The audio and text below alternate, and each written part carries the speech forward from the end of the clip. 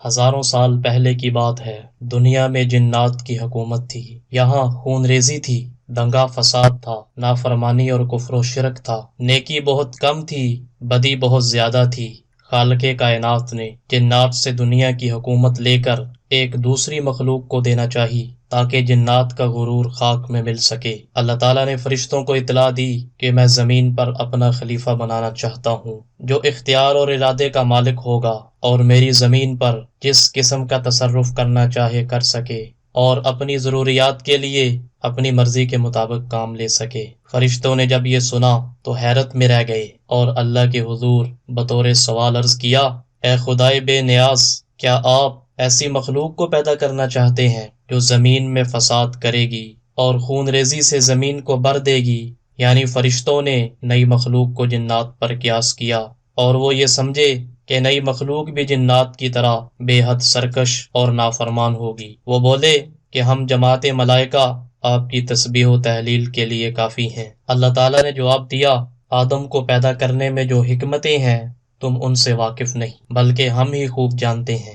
یہاں یہ بات قابل ذکر ہے کہ انسانوں میں بھی نافرمانی اور ظلم کا مادہ ہے، لیکن یاد رہے کہ وہ جنات کے مقابلے میں کم ہے۔ یوں سمجھنا چاہیے کہ انسان ایک ایسی مخلوق ہے جو فرشتوں اور جنات کے درمیان معتدل مخلوق ہے۔ اللہ تعالیٰ نے آدم علیہ السلام کو مٹی سے پیدا کیا اور ان کا خمیر تیار ہونے سے قبل فرشتوں کو اطلاع دی، اے ملائکہ، میں زمین میں ایک خلیفہ بنانے والا ہوں۔ اور حدیث میں آیا ہے، آدم علیہ السلام کا خمیر مٹی سے گوندا گیا جو نت نئی تبدیلی قبول کرنے والی تھی، اور جب یہ مٹی پختہ ٹھیکری کی طرح آواز دینے اور کھنکھنانے لگی تو اللہ تعالیٰ نے اس جستے خاکی میں روح پھونکی۔ اب روح ناک کے نتنوں سے داخل ہو کر دماغ تک پہنچی ہی تھی کہ آدم علیہ السلام کو چھینک آ گئی۔ اسی وقت آدم علیہ السلام کو اللہ پاک کی طرف سے الہام ہوا کہ اس چھینک کے جواب میں الحمدللہ کہو۔ آدم علیہ السلام نے چھینک لیتے ہی الحمدللہ کہا تو عرش معلیٰ سے جواب آیا،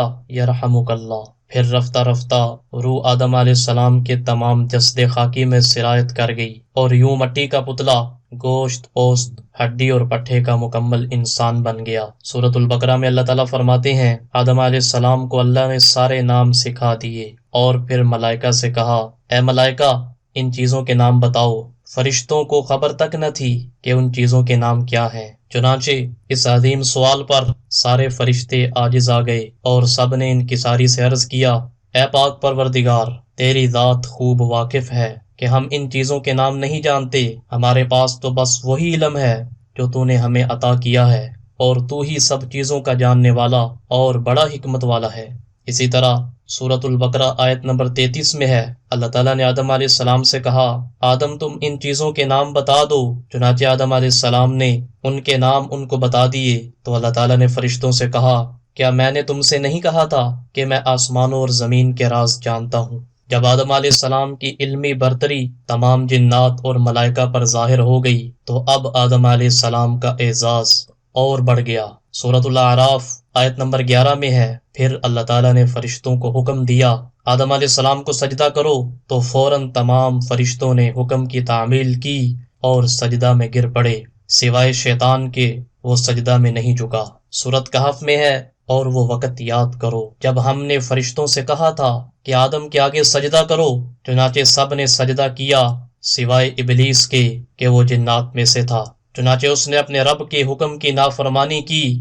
ان آیات سے یہ بات واضح ہو گئی کہ انسان پہلے دن سے ہی انسان تھا، اور یہ نظریہ کہ انسان پہلے بندر یا کچھ اور تھا، ارتقائی مراحل طے کرتے ہوئے انسان بنایا گیا، یہ بے بنیاد ہے۔ ارتقاء صرف انسانی علم اور شعور میں ہوا ہے، انسان کی ساخت میں نہیں ہوا۔ اب ہم ابلیس کا تعارف کرتے ہیں۔ اللہ تعالیٰ نے انسانوں سے ہزاروں سال پہلے ایک مخلوق آگ سے پیدا کی جسے جنات کہتے ہیں۔ جنات کی قوم میں ایک بزرگ تھا جس کا نام عزازیل تھا۔ کہا جاتا ہے کہ عزازیل ہی جنات کا جد امجد ہے، جس طرح آدم علیہ السلام انسانوں کے جد امجد ہیں۔ عزازیل بہت عبادت گزار اور اللہ کا نہایت فرما بردار جن تھا۔ وہ جنت میں نور کے ممبر پر بیٹھ کر فرشتوں کو درس دیا کرتا تھا اور بڑے بڑے فرشتے اس کے شاگرد ہوا کرتے تھے۔ جب عزازیل کی دانائی اور عبادت زمین و آسمان میں اچھی طرح واضح ہو گئی تو عزازیل کو یقین ہو گیا کہ میں حقیقت میں کوئی اعلیٰ اعزاز کے قابل ہوں، اور اللہ تعالیٰ کے فرشتوں میں نہ کوئی مجھ سے زیادہ عالم ہے نہ کوئی مجھ سے زیادہ زاہد، اگر ہے بھی تو میں ان کا سردار ہوں۔ اور عزازیل کو خود پر غرور ہو گیا۔ اللہ تعالیٰ نے جب فرشتوں کو حکم دیا کہ آدم علیہ السلام کے سامنے سجدہ کرو، تو تمام فرشتوں نے آدم علیہ السلام کو سجدہ کیا، لیکن عزازیل نے سجدہ نہیں کیا، جس کا لقب ابلیس تھا۔ لکھا ہے کہ جب فرشتوں نے آدم علیہ السلام کو سجدہ کیا تو پورے 100 برس تک تمام ملائکہ سجدے میں پڑے رہے۔ پھر جب انہوں نے سجدے سے سر اٹھایا تو دیکھا کہ ابلیس حضرت آدم علیہ السلام سے منہ موڑے اکڑا ہوا کھڑا ہے، اور اس کا سارا منہ سیاہ ہو رہا ہے۔ جو آج سے پہلے نہایت خوبصورت تھا، وہ آج ایک خوفناک دیو کی صورت میں نظر آ رہا ہے۔ جب تمام فرشتے سجدے سے اٹھے تو اللہ تعالیٰ کا ارشاد ہوا، اے ابلیس، آدم علیہ السلام کو سجدہ کرنے میں تجھے کس نے روکا تھا؟ اللہ تعالیٰ اگرچہ عالم الغیب ہے، مگر اللہ نے دوسروں کو دکھانے کے لیے ابلیس کا امتحان لیا۔ اس سوال پر ابلیس نے جواب دیا، اے اللہ، میں آدم سے بہتر ہوں، کیونکہ مجھے تم نے آگ سے پیدا کیا اور آدم کو خاک سے، پھر میں آگ کا بنا ہوا خاک کے پتلے کو کیوں سجدہ کروں؟ سورۃ حجر آیت نمبر 34 میں ہے۔ اچھا تو یہاں سے نکل جا، کیونکہ تو مردود ہو گیا ہے۔ چنانچہ ابلیس کا لباس بزرگی و کرامت اتار لیا گیا اور اس کو لعنت کا لباس پہنا دیا گیا۔ حضرت آدم علیہ السلام کو اللہ تعالیٰ نے جنتی لباس پہنایا اور جنت میں داخل فرمایا۔ آپ علیہ السلام جنت میں جہاں چاہتے تھے گھومتے تھے، لیکن ساتھ میں خود کو اکیلا محسوس کرتے۔ اللہ تعالیٰ نے بی بی حوا علیہ السلام کو آپ کی بائیں طرف کی پسلی سے پیدا کیا اور وہ دونوں خوشی سے جنت میں رہنے لگے۔ اللہ تعالیٰ نے فرمایا، تم جنت میں جہاں جانا چاہو جا سکتے ہو، جو کھانا ہے کھا سکتے ہو، بس ایک درخت کا پھل کھانے کے لیے منع کیا کہ اگر کھاؤ گے تو نقصان اٹھاؤ گے۔ ابلیس تمہارا اور تمہاری بیوی کا دشمن ہے، کہیں ایسا نہ ہو کہ وہ تمہیں جنت سے نکال دے اور تم مصیبت میں پڑ جاؤ۔ وہ درخت کون سا تھا؟ مشہور ہے کہ وہ درخت گندم کا تھا، اور ایک قول یہ بھی ہے کہ وہ انگور کا درخت تھا۔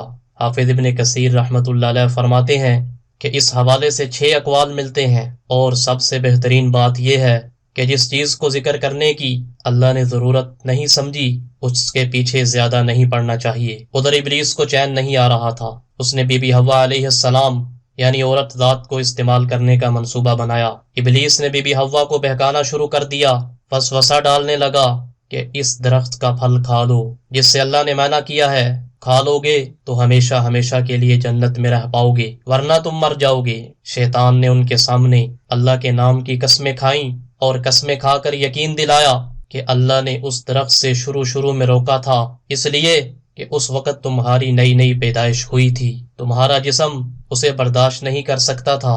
اب ایک عرصہ ہو گیا ہے، تم مضبوط ہو چکے ہو، اب اسے کھانے میں کوئی حرج نہیں ہے۔ بی بی حوا علیہ السلام اس کی باتوں میں آ گئیں۔ وہ سمجھ رہی تھیں کہ اللہ کے نام کی قسم کھا کر کوئی غلط بات نہیں کر سکتا، چنانچہ انہوں نے آدم علیہ السلام کو پھل کھانے پر قائل کر لیا۔